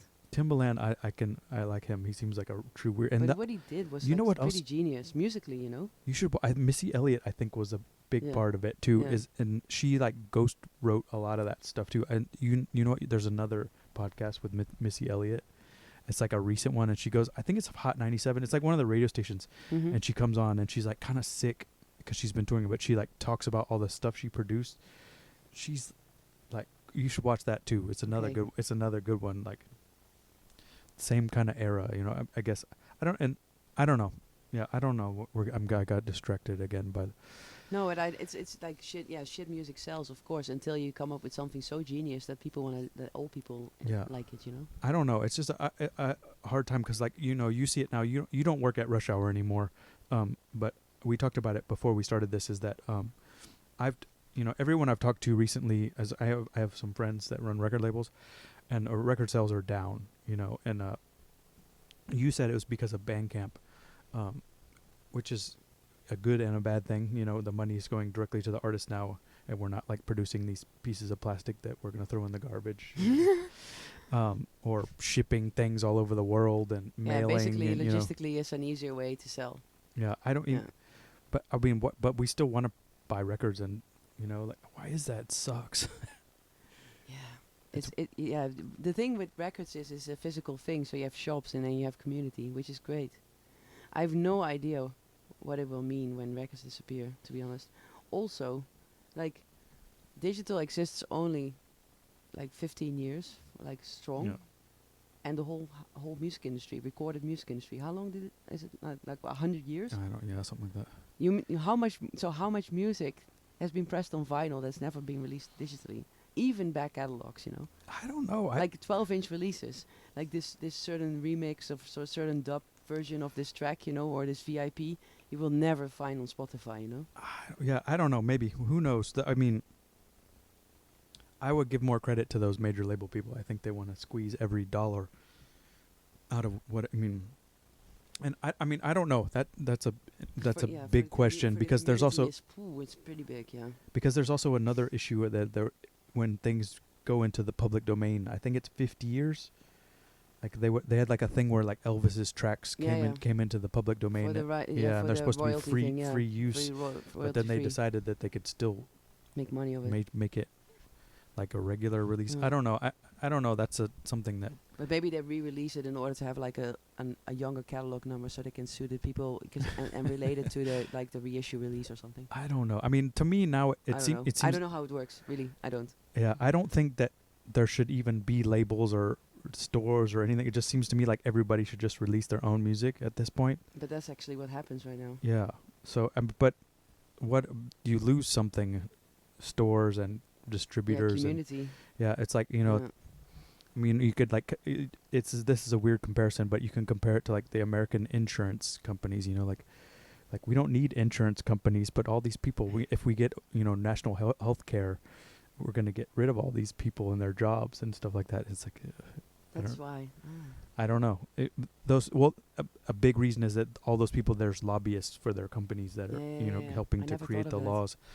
And it's like they're like these weird things, but it's a parallel thing, It's like you say that you don't need these jobs, but they were there forming a community.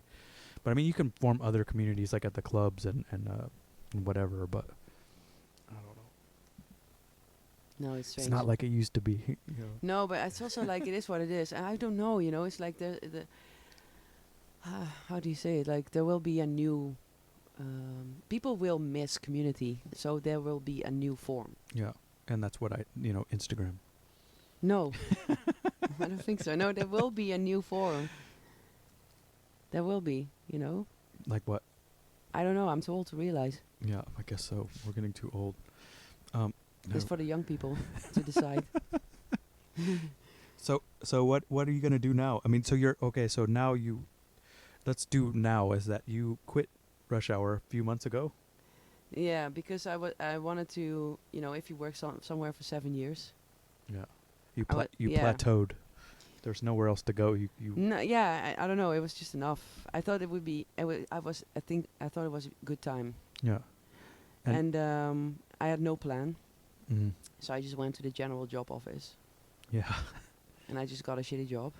Yeah. And I decided that I'm allowed to do this for a year, Yeah. for 2.5 days a week.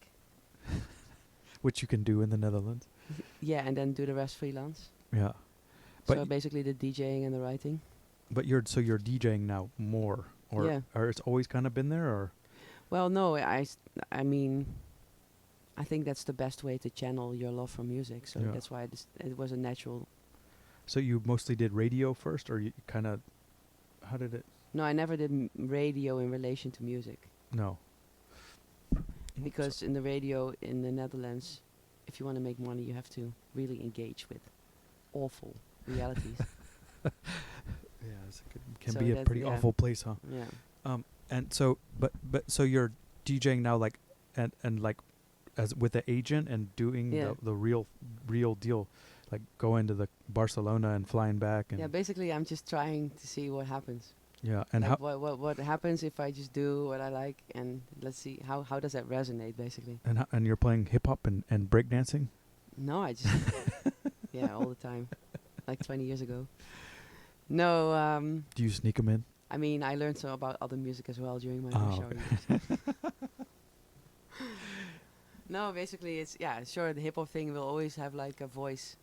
Yeah. But it's all sorts of things. It's like I would say house and techno based, but then always with this funk, like always with funk in the heart.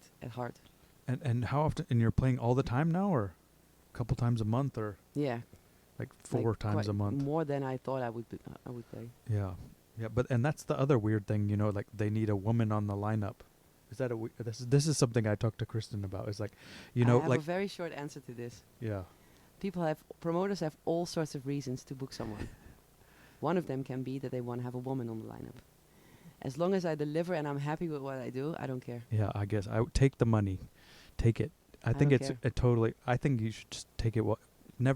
No matter what the reason. I do care. I mean, come on, I do. But I mean, like, some promoters book a guy also not for intrinsically for what they represent. They Yeah. just book somebody because of all sorts of reasons. Yeah, yeah. And that's never been discussed. So why would I have to like defend myself for for that No, thing? no. Like, not towards you, but I mean in yeah, general. no, I know. It's like whatever. Like if he wants to book me, and I like the party and we have a Yeah. good time, then why not, you know? Get it while the getting's good. I don't know. Yeah, I don't know.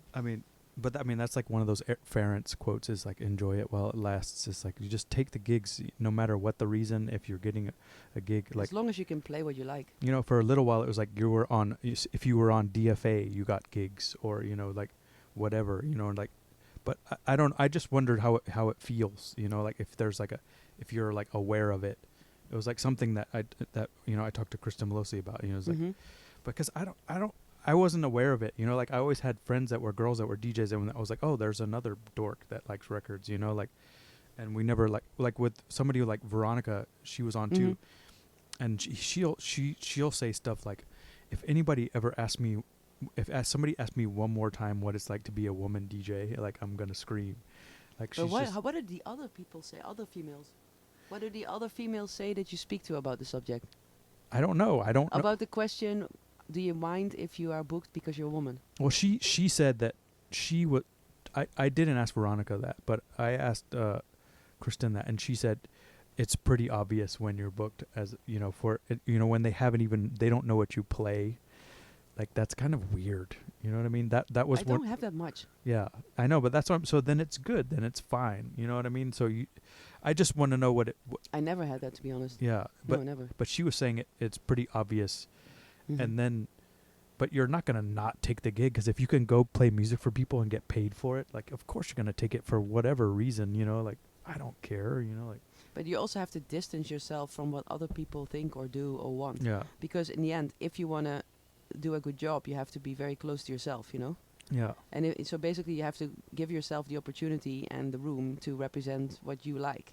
And if you don't compromise, then it doesn't matter what they ask you for, you know? Yeah. That's how I don't know. I mean, the other. I mean, if you don't like the vibe and you don't like the people, obviously you're not going to engage. Yeah. But that's a different thing. Yeah. You can still have a good time when somebody asks you to play because you're a woman. I just wish I can't wait till it's gonna be like a thing that we don't have to talk about it. It'd be so cool. I hope it will be always a subject, because there must be a difference between men and women, because that's actually really cool. But that's another thing too that you're not allowed to say, right? That there's a difference between men and women. Yeah. Well, there is differences. Yeah, I agree. First chakra, hello.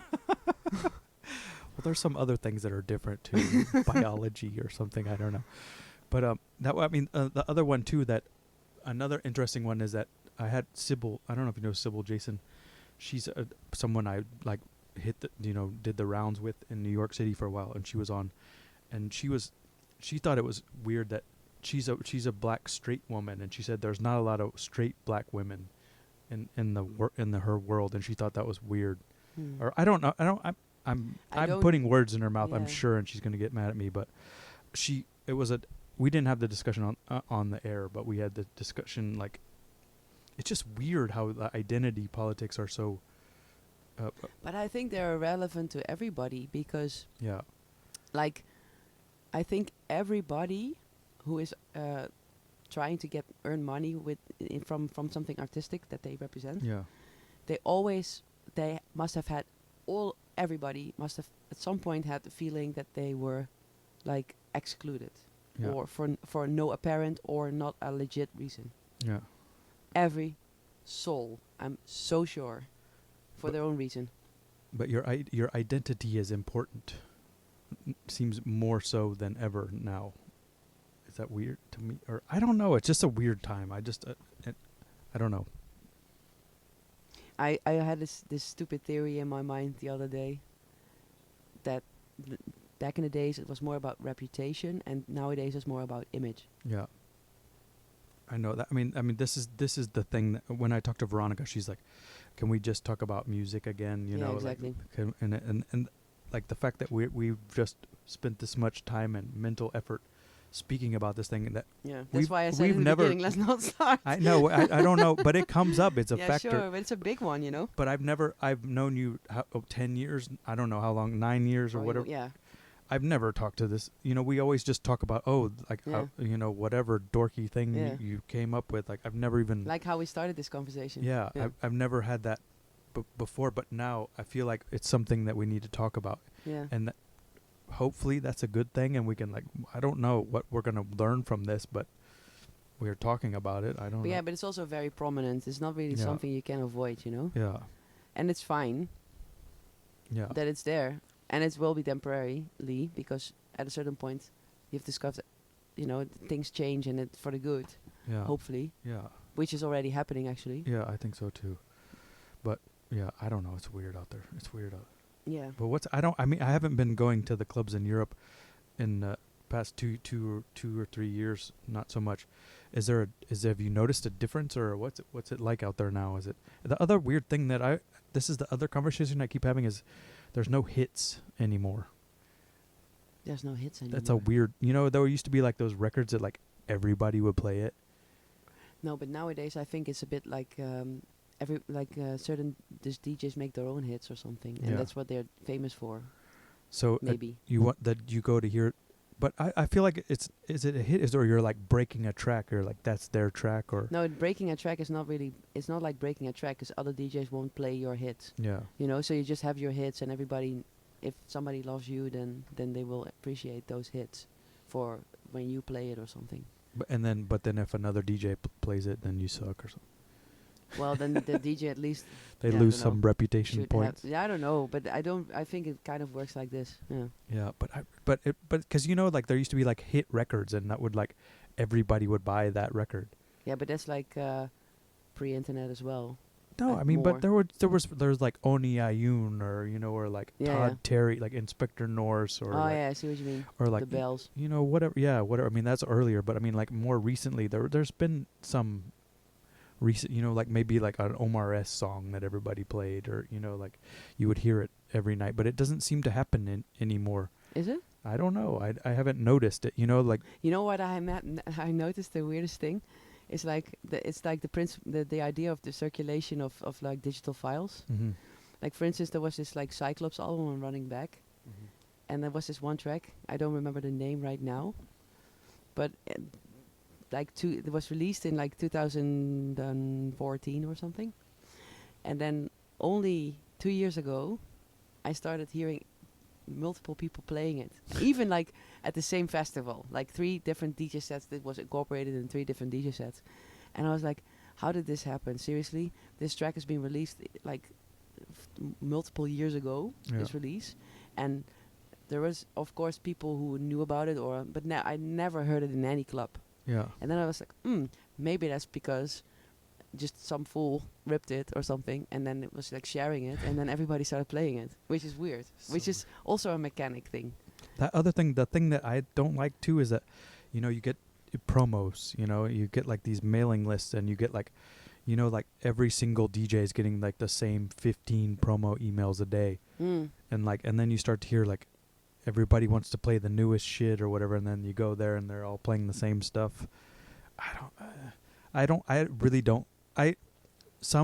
I really like when I get a music from memory promo. Like those are some of them I really enjoy getting, but then What kind of like contemporary output or new labels do you really appreciate right now? I don't know. I mean, I buy like my friend's records. Like my friend Brian Foote.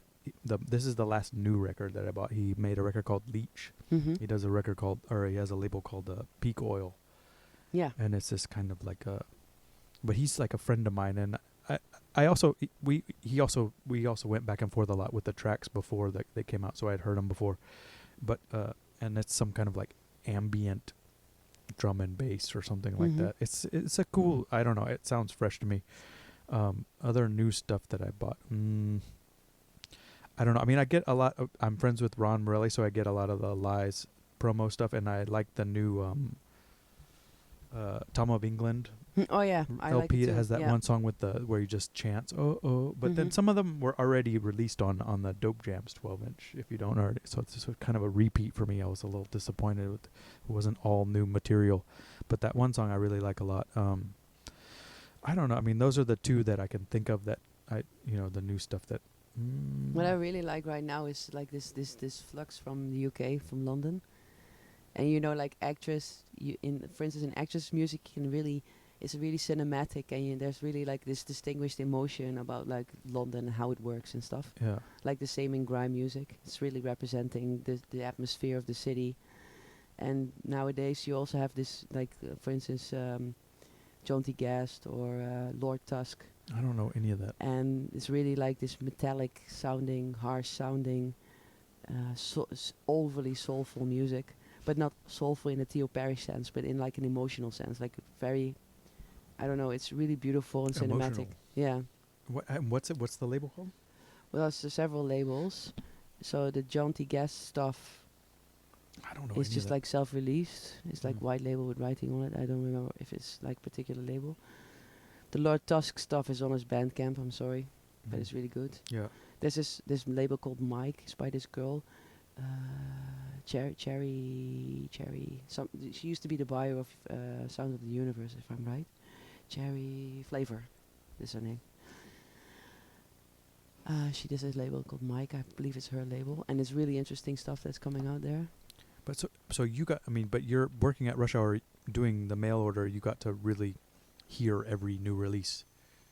Well, I was at least flicking through. Yeah, it doesn't matter which department you work in Rush Hour, you always hear new music because everybody's sharing the whole time. But they're playing new stuff mostly. Doesn't matter really. Whatever. Like there was like a few years ago, there was this reissue craze. Yeah. So there was like a lot of like old music reissued, and that was really good for your education basically because there's so much different things. I just think coming in the shop. You'll see you've been in New York only a few days now, and you've been visiting some shops, or I don't know how record shop, but yeah, I went to Tom Noble's shop. We don't have new records here. We don't have that culture in New York City. Well, I have to still go to A1. Yesterday I was working. It was just basically shopping shops in Brooklyn because I wanted to get ready for the A1 like it's experience. we only have used records. Yeah. Like you can get a couple new, you get whatever, couple things from like the local people that sold their copies to the shops. Yeah. But we don't have this like we have the rough trade here, but I don't know who goes there. I guess if people buy new records, they like order them from Juno, So it's not me. I listen to more music than I have ever, but I'm buying stuff from The Thing, which are like shitty records that nobody wants, and I'm just going and listening to them all day long. So it's completely different. Then I don't know new releases anymore, especially now that I'm not traveling. Unless like I think it's really like community based. Also, there's like I want to point out also the Cologne crew, TBZ, Robert Bergman. The stuff that Robert is making nowadays is mad. Yeah, it's so good. Is it? Yeah, I go through. His like the latest Brew stuff. He has got a label called Brew for the people who don't know Robert Bergman. Man, seriously. He's yeah, I know him pretty good. But it sound to me like experiments at a certain point. Yeah, they sound like experiments, but now he's done this track on this compilation release on this label called 12th Isle. It's from a guy, Fergus MacDonald from Glasgow. Okay, yeah. This track is really so good. All right, he got one. He hit it. knocked it out of the park. And then there's just a lot of stuff like sitting on his hard drive. I'm like, when are you going to share, Robert? Please, yeah, I need these joints. But that's what I'm saying. He's one of those people you meet him and you're like, okay, that's a freak. Oh, yes, so totally. You're like, even down to his weird little mustache. But, yeah, hello. Hi, Robert. He was here. I told him he wasn't old enough to be on my show. Like, he was here, like, when I was making the early ones, like, when I just had started and hadn't released him. And he was like, when can I? And I was like, what have you done? Oh, damn. Like, really, but it's fine. He can age-wise, I'm old enough, yeah, sure. I aged him. He was not he wasn't of age. Oh, wow. Maybe next time. But, I mean, I don't know. I'm curious about news. I mean, I listen anytime there's like clips or a review. I'll listen to it for about 4 or 5 seconds. Oh yeah, and there's also a new electro outfit from The Hague called I think they're from Rotterdam actually, called Animistic Beliefs. Oh, that's I don't know, but that's a duo, girl and a boy. I don't know. I know what you're talking about, but I haven't. That's actually it's pretty Draxian, but it's not Draxian fully. It's really good. I don't know, but see, the weirdest thing is that what I'm into now, I don't think there's any new music that's quite like it. I'm trying to figure out how to make it myself. This is the latest stuff I want to rip off is these like post Happy Mondays, kind of like these like big. They called it big beat at the time. Oh. But it's like kind of like indie, but acid house. Like these like like that kind of Well, you know if really you slow. heard good stuff in the genre, I'm very curious. Yeah, no, I mean that's what I'm saying. It's hard, you know, because it's like, you know, you listen. There's all these weird, you know, like I don't those bands you know you like see their CDs and their records all the time, and you like they have a cool name, like not the Happy Mondays, but I mean now I can't think of any of the names, but I played a bunch of them. Like Arctic Monkeys or something. No, way before that. Like these are like names that you know it'd be like post New Order, like early 1990 would be the year 1991. It's like they've been taking acid for a few years or MDMA or whatever they took, and they got some gear and they still are at $1 million studio, and still have their guitars, but they're kind of into whatever becomes trance or something. I don't know. It's a bad I'm curious now. It's not like something like Psychic Warriors of Gaia or something. No, that's in there too. I found this other thing that I really like lately. It's called God dang it, Shiva Shanti. It's like it's black and it has like green writing on it, and it's like a triple. It's like this like You free. really have to play this. It's like this like To me. free techno kind of sound system reggae. It's like sounds awful, but it's like it's like what you would picture like Andrew Weatherall would play in 1990 or 91. It's like these kind of like, you know, you go to a party and there's like It's like UK, basically it's UK techno. yeah But UK then also UK, like Sheffield sauce. yeah like free party Dutch, you know, like dreadlocks and dogs, Ah, yeah. but like out with Techno with a K. huge, and then they listen to reggae and smoke You weed. know about the Techno with a K movement? Is that new or old? No. Oh, the old. That's pretty cool. We're talking about the internet. Okay. And basically Techno with a K is like I don't know, 180, 220 BPM, crazy boom, boom, boom. And there's total crust party. It's like the guys like dreadlocks with dogs, but it's nomadic, completely nomadic. Yeah. So basically, there was no internet to promote parties. But basically, if you would like, if the Technival was one of the festivals, it was in the 90s. If they would like throw a party in some remote village somewhere in Eastern Europe, then the whole community would know about it, and they would all be there. It would drive like a caravan that meet at the petrol station, and everybody would be there. Everybody would know about it. Do you know what I tried to listen to some of that music and I just can't. I just don't. No, and the dance is most awful. It's like they are actually shitting their pants. But I think that it's probably they're taking drugs that we don't take. Yes, like most likely. Speed and stuff like that, or like I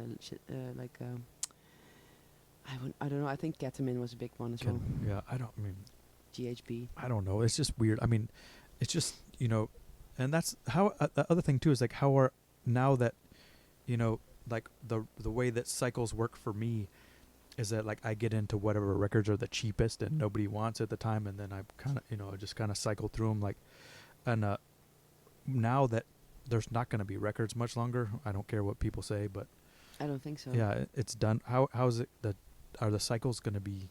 How are they going to work?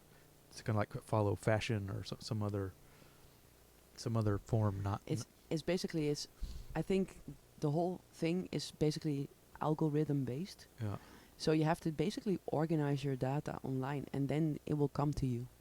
But the thing is that kids are really savvy now. They know if you have a PR agent or if you're using an algorithm. Like a young person knows how the internet works. They know, you know, I don't know. No, but it's also for the consumers, you know. If you organize your data well, then you can get the stuff to you.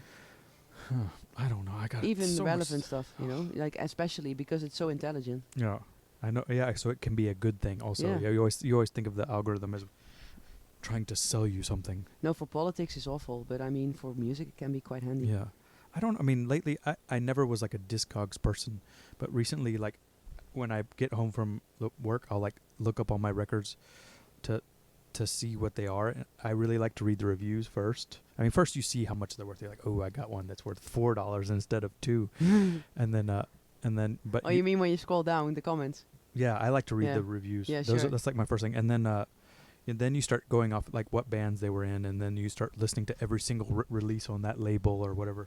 I mean, the latest one is like I found like, you know, like Book of Love, like the boy, I want to be where the boys are. You know that song? Like they were in like some band called Head Cheese before in Philly. It's like some super obscure like 7-inch from Philadelphia, and it's like the most. It sounds like the weird throbbing gristle stuff. Mm-hmm. But then they became Book of Love. You know, like I don't know. But I mean, that's how I started looking at Discogs. So I think that's how people. But I think Discogs also helps a lot for like organizing your head, because a lot of stuff is like produced by the same person, Yeah. and then you're like, whoa, I can do this and do that. But that's, I mean, that, And this band is also produced by this other person, you know. but that's the thing that was good about records, is because it had the little, or CDs even, you could read about it. Yeah. But then that whole era of CDRs and Napster, No, I it see what you mean. couldn't have even, it wasn't even named properly. Sometimes you Yeah, like, but there was still, you were still in the era of reading magazines and stuff, so it was Yeah. already like the information you were looking up on the Napster was not like associated information. It was just all pre-organized in your head by Yeah. magazines and stuff. yeah, I know, magazines, weird. Yeah. So basically, you were like reading all the reviews, and then you were like, oh, then you this Napster album, the stuff. I'm yeah. gonna Napster this.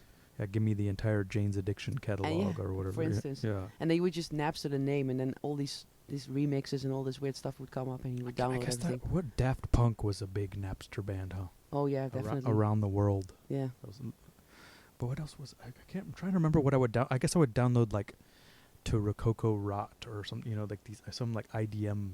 I was trying to remember what I would download. I was downloading like all the hip hop I would want to have, I can't because I remember like at that time it was also like, if you like somebody was playing a record in the bar in La Beat Yeah. I was talking about earlier, and then it was like, I want to have this music. I want to listen to it myself at home or wherever and Yeah. whenever on demand, you know. Yeah. But it was not available. Yeah. So then you would just like, you would just like read about it or download it. Yeah. I don't know where we're headed, but so it sounds like what are you gonna do? You don't have a plan?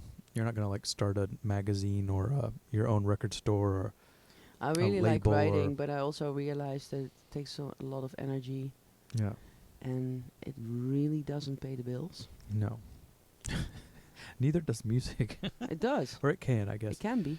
But the touring is really hard. Right? It's easier for you because you're very. I'm not into it to pay the bills, but I mean like. But you can make money I mean, doing it. Come on, it's like I can live music and make some money with it. It's nicer than writing about music, not living it, but writing, like reviewing it, and not making any money at all. But when you say writing about music, what were you what would you or were you writing about? I was doing the Rush Hour magazine. And so that's just, it was like interviews and some reviews and some. Yeah, it was interviews, but basically, yeah, like interviews I did with artists in texts Yeah. that were affiliated with the Rush Hour brand, I think. But and are you're not interested in continuing any kind of? Yeah, sure, but yeah. There's only 24 hours in a day, I think. No. And at a certain point you have to make a decision. And at this month, I made the decision to maybe, pause the writing for a little bit. Yeah. Well, maybe you can refocus in a year or two. Or Yeah, something. I can always write. I mean, Yeah. I can do it Yeah. for the rest of my life. It's a weird time. I just can't. You have these goals as a kid and stuff, and you Yeah. know what you're doing for a little while, and then for some reason now I have no idea what I'm doing, and it seems to be kind of like a widespread theme. Like everybody's kind of like, what's going on? Like the world is. Yeah, but that's why I'm also so technical when I reply to your Yeah. questions, because I need to be so freaking technical, because I also drive myself crazy. Oh, Sorry. I didn't notice anything weird. You just seem like I like you- very you all- technical, but like, when you write, you don't make money, and when you DJ, you do. So I choose DJing. So I was really dry. It's not how I meant it to be, and I don't mean it to be. It's not like that. Yeah. But in a certain way, like I have to sometimes organize my head like that, because else you don't really know where you're going. At least, yeah. Yeah. I mean, but it's weird. Like that's not. I don't know. I mean, for me, the thing that I keep saying is that you have these goals and you accomplish them, and it seems like you had you wanted to work at this record store. You did. They probably let you do some stuff that you wanted to try, like start a magazine and you did that, and you saw what it's like, and then you're kind of like, what's next, you know, or that's kind of been where I've been like, yeah, I had all these goals and I want to, you know, be a touring musician and whatever, you put out records, have a label, and you do it and you do it for a while, and then it's like a grind also. And then also there's, you know, you can't, I live in New York, it's expensive, it's hard to pay my rent doing that. But so that's it's like why I'm also so talking so technical. I mean, for outsider people it might sound really shit. Yeah. But sometimes you have to be a bit technical. So that's what you're doing now, you're detecting it. So you have this rant. Yeah, sorry for interrupting. No, go. I don't know, but I'm just wondering if you have the same Of course. thing. Like you seem like you're at a crossroads. Yes. But then But so now you don't know, so you're just gonna stop everything. basically I stopped rush hour, and then I thought I'm gonna do an easy job so I can give myself a time frame for a year to try things out. But I'm not gonna be conceptual about it. I'm just gonna try. I'm just gonna basically start. Yeah. And then see where I go, and then when whatever feels right, I'm gonna and works, I'm gonna continue, and the other stuff I'm gonna drop. Yeah. That's basically it. And so that's been going. And I don't know where it's going. And so now you've had the summer to do that, but then the summer doesn't really count for anything because it's summer. But summer was busy, festivals. Yeah. Oh, so you're playing all the time.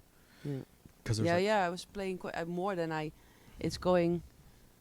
Yeah, I don't know. I don't have a clear idea of how to review my summer, but for sure I had nice. I was busy. Yeah. And people can, you have some of your sets and stuff are online, people can check them out, or you have like a Margie. Yeah, I should post more live stuff. Yeah, you should. Like the stuff that I've been playing to audiences, basically. And it's like mostly like Wu-Tang Clan and Tribe Called Quest. Yeah, nothing to fuck with. Yeah. You don't ever sneak them in and play a little? Yeah, of course. Like into the night. Definitely. And with some Mobb Deep, you know. Yeah, or I play like double tempo and then some Bahamadia stuff or whatever. Yeah, I do that. That's cool. I stick to your roots. Hip hop sounds really fresh again to me lately. I've been listening to more, but even I like the Dirty South stuff. That stuff. Yeah. Because I like how they use drum machines and stuff. I started recently. I walked in a shop in Amsterdam. It's called Platypus. Yeah. And then I ran into a No Limit compartment. Oh, yeah. And I was like, seriously, guys, why? And then he was like, this is why. And then he started throwing on the instrumental sides. And I was like, good. Whoa, this is so fresh. Yeah, it's good. It's like they're really like Master having P a good time. Fresh. Yeah. What, I don't know if this is the one. I got what's one of the guys on my a WT release that was like not really well known, the Sir Steven guy. He's from New Orleans, and he was like a ghost producer for them. Really? Yeah. Oh. He like did some, but he got like, I don't know, he got robbed in his house. They like tied him up and like knew he had money and like stole it all and like tied him up. He was like on the news. Damn. So he like stopped. He would like couldn't be involved. It was like a bad scene. Why couldn't he be involved in music when he was robbed? Well, because it was people, they knew he was making money from the No Limit stuff. Oh, they know he had money. Yeah, he was getting paid cash. Oh. And they were like, and so he just was like, I don't know. I think there's probably more to the story, but this is and I could be getting it totally wrong, but there was like an article in the newspaper and stuff like, but I don't know. This is completely, but No Limit is cool. But I mean, I was listening to some No Limit, and it's totally just like a DR660 or whatever shitty drum machine. Yeah. Like doing it. It's Most of the stuff is just produced by Master P, I thought, but it's basically by this guy in New Orleans. I don't know. I don't know anything about it, but it sounds fresh to me because it's really like it's like fun music. They're like super fun. And it's totally DIY stuff too. Yeah. So I don't know. We gotta be open minded. I listen to whatever. I don't care, man. I'll listen to anything. But I for me personally, I really like music, and I will always play like a variety of stuff. Yeah. But I like to party. I mean, it needs to be a freaking party, you know? Yeah. So it's gotta be. Well, so sometimes it's too serious. I mean, I like serious too, but I'm not gonna if I play records, it needs to be a party. Yeah. When the setting is right. I mean, a museum, I will be more restrained. You get a lot of those gigs or what? Well, I have had a few, yeah. And it was really, really, really cool as well. You didn't play Make 'Em Say or something? Or No. Just playing like French poetry or something. Oh, no. God. No, I'm joking. Oh, jeez. All right. Well, we've been talking for almost 2 hours now. I don't know. Really? 1 hour and 48 minutes. Wow. I don't know. we can go on longer, but I just want to give you just a time check. And so did we miss any subjects that, or I guess we talked about stuff I probably didn't want to talk about or shouldn't talk about, but.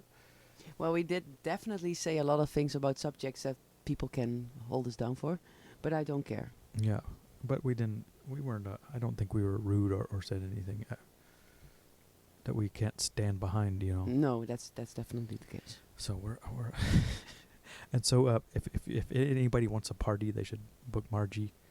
Is it DJ Margie or just Margie? Margie. I should actually make it into DJ Margie. Sounds even more silly. DJ Margie. You should have like a little hit, like a sample. DJ Margie. Yeah. And then some like. But the M is really a shitty scratch letter. No, it doesn't work. Well, but you're gonna use the CD. You just put it on your hot cue on the like CD. Instead of mama. Oh, this is getting silly now. You can speed it up, you know. But so you're based in Amsterdam, and you're here for a couple more days. What day do you leave? Monday. So Monday evening. You're gonna go to some crazy parties or what? I heard that Bookworms is throwing a party this weekend. That's one. Probably. Yeah. The other one too. There's gonna be at the lot. You'll see it tomorrow when you're playing on the lot tomorrow. 10 a.m. Yeah. There's a little cabana, like a construction house. They're gonna have a rave in there on Friday night. What? But just small, like Mike Simonetti. Like 550 people rave. Yeah. That's amazing. I'm not sure if they're gonna. I asked him if I could open, like play 11 to 12, and it's like, Jackie, what's their thing called? The twin sisters, Jackie and I don't know, and God dang it, I can't think of their names now. Or like their DJ. So it's at the lot, a party for 50 people, and a stroboscope. Yeah, and Mike Simonetti, who's always like he's a New Yorker, he's from New Jersey, but he's a New York institution. But it's the great thing about the lot parties is there's a lot of wine. The wine flows at the lot party. Sounds interesting. You'll see. I don't know, that might be fun. And that's going to be Friday. Yeah, I think there's probably about 6 million things to do over the weekend. Whatever you want to do. I mean, I'm sure there's plenty of raves and stuff like that. You can. I think Aline is playing. JT's girl, Aline is Liquid Asset is doing a live set, which is pretty cool. But that's probably like at 6 a.m, which is like something that I don't really do. No, I'm not sure if that's absolutely necessary. No. But JT's gonna be here. Stinkworks. Do you know him? Mm-hmm. He's visiting with so I might hang out with him. Hurkx is actually, and is he playing? No. He's I don't know. He had some personal stuff in the past couple years. I think I don't know what's going on with his music. Like old Stinkworks. Yeah, he's a true freak. Yeah. And I don't know. I haven't. Saturday. There's a bunch of stuff. I'm sure I can't. There's a whatever. I'll tell you off the air. It's going to be over by the time this comes out. Hopefully, I'm going to put these out next week if I can finish editing. It's going to be edited. No, I mean no. Well, edit. I have to switch from one camera to the other. And then if we say anything truly terrible, I'll let you see it, and we can cut it out. Okay. But so I haven't really. We can still decide if we want to. Like exclude certain comments. I don't like to. I haven't really cut out anything in any of them. Like some little things, like if somebody makes a slip and says something like too personal, like cut it out real quick. But that's about it. Other ones, and most everybody's been pretty aware of what they're saying. Yeah, maybe it's the wine. Yeah, you'll be fine. Don't be. I'm cool. I mean, yeah, I'm just having a conversation. You didn't say anything crazy, I don't think. I probably said worse stuff. No, you didn't. But yeah, I don't know. I guess we're just gonna end it. We can finish the wine in the other room. If anybody, thank you very much for coming by. Yeah, thank you so much for having me. It was super fun. And I'll put like links underneath how to book you for your party. Oh yeah. So you can make them party. Yeah. But yeah, thanks for watching. See you guys next time.